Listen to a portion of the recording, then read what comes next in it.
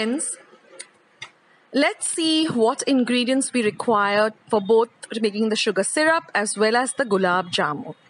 So here I'm taking about 1 cup of sugar. This is for making the sugar syrup, also called the pak. And I'm going to be using half a cup of water. Now I also am going to be using 5 or 6 elaichis or cardamoms, which I have peeled, and then I have just crushed them using a mortar and pestle into a very fine powder.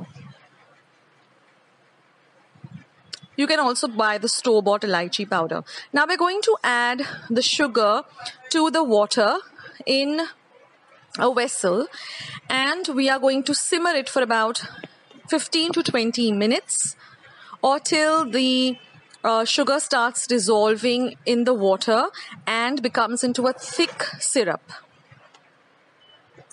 Now for some lovely color, we're going to add some saffron strands. You can also use some saffron syrup and let it boil for some time so you get this lovely color to the sugar syrup.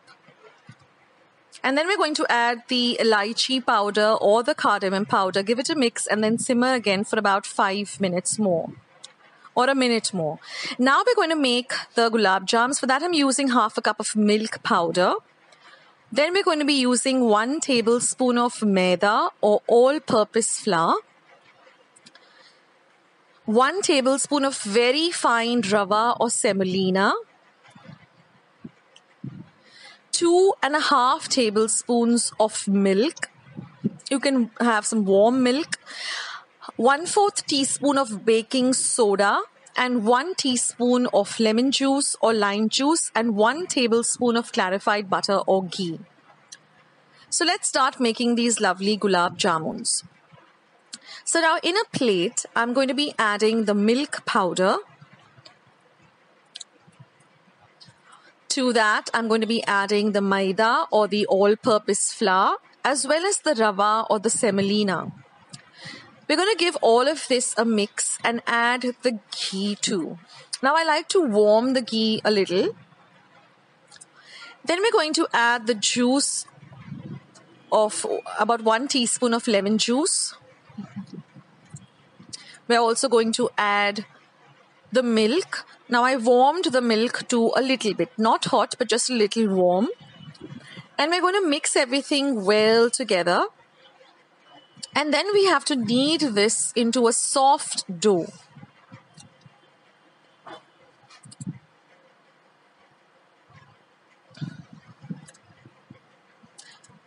It's very easy to knead, and since the milk and the ghee or clarified butter is a little bit warm, you're able to knead it really fast. Now I've added a few drops of ghee so that I get a nice smooth texture to my dough, and it's easier to knead too.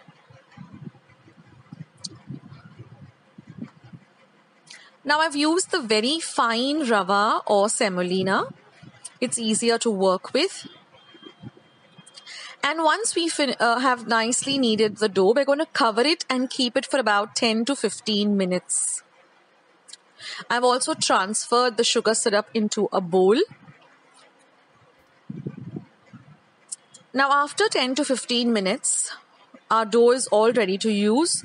I'm going to be putting a few drops of ghee on my hands, and that makes it easier to roll these small little balls. So try to make them even size so that they all look the same.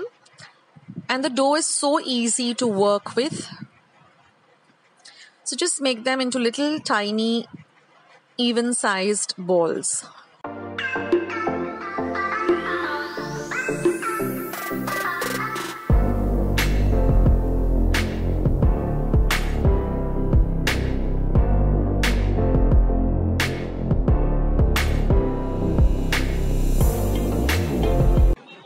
And now, after making the gulab jams, it's time to deep fry them. So I've taken about 4 to 5 tablespoons of oil, heated it up, and we're going to fry just about 5 or 6 at a time. And keep an eye on it and continuously keep moving the gulab jams around. and let them get evenly browned. Let them become nice and golden brown in color.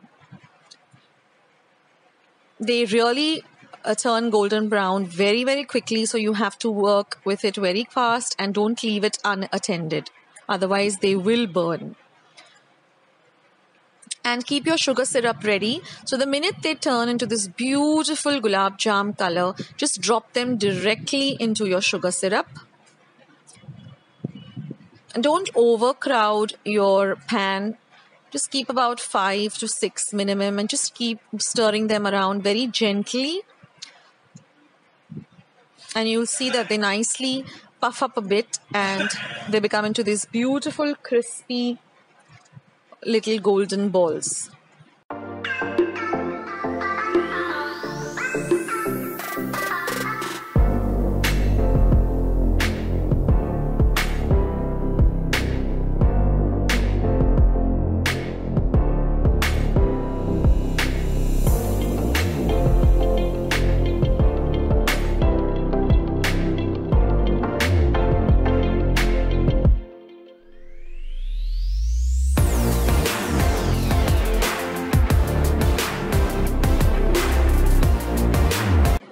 So here they're all ready. I got about 15 to 16 of these gulab jamuns with the quantity I used. And now just evenly coat them with the lovely sugar syrup. And you can serve them either hot or refrigerate them for an hour or so and serve them chill. Anyway, they taste really, really delicious.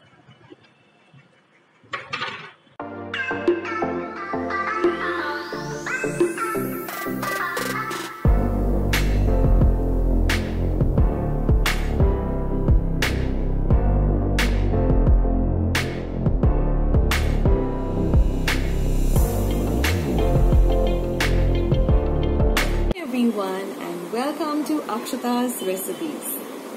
Well, I hope you enjoyed watching today's recipe. I hope you give it a try, and if you liked it, then don't forget to give this video a big thumbs up. Don't forget to subscribe to Akshata's Recipes by hitting the red subscribe button that you see just below this video, and once you have subscribed, click the bell so every time I put up a new video, you'll be the first one to know. Thanks for watching this video, guys. I'll catch you in my next one. Bye!